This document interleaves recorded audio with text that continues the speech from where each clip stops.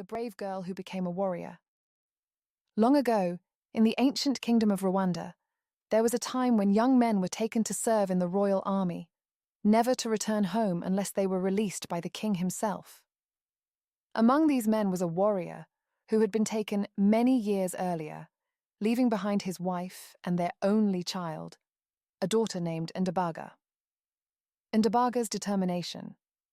Ndabaga grew up hearing stories of her father, who had served the king for so long that he had grown old, unable to return because he had no son to replace him. This weighed heavily on her mother's heart, and she often sighed, saying, "If only I had a son, he would go and free his father."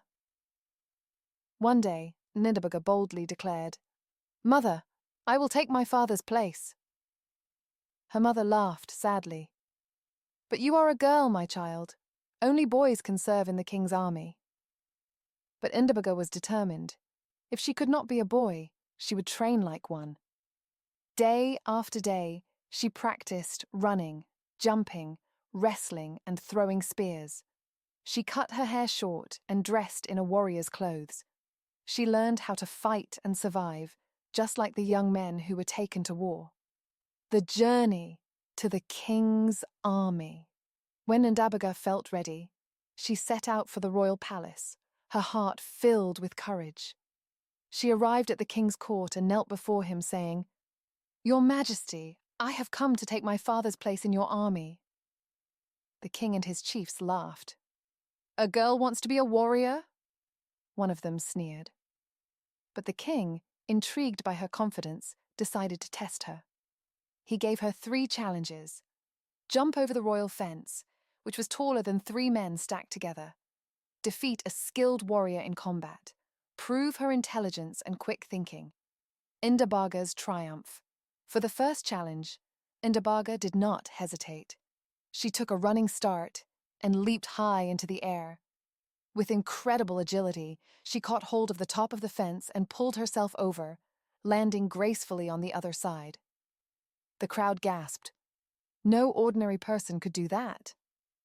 For the second challenge, she faced a strong warrior, but Ndabaga was quick and clever.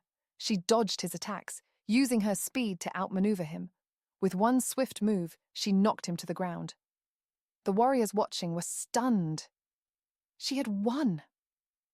For the third challenge, the king asked, "What is the greatest weapon a warrior can have?" Ndabaga smiled and replied, "Wisdom, Your Majesty. Strength alone is not enough." The king was impressed. He declared, "Ndabaga, though you were born a girl, you have the strength, courage, and wisdom of a great warrior. You shall take your father's place." The return home. Ndabaga served the king honorably, proving herself in battle and earning the respect of the entire kingdom.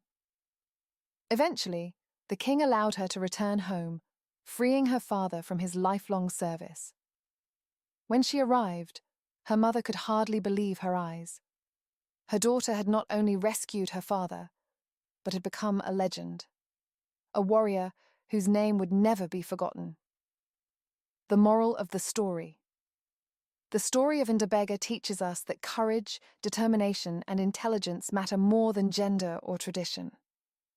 Even when the world tells us something is impossible, with hard work and bravery, we can achieve greatness.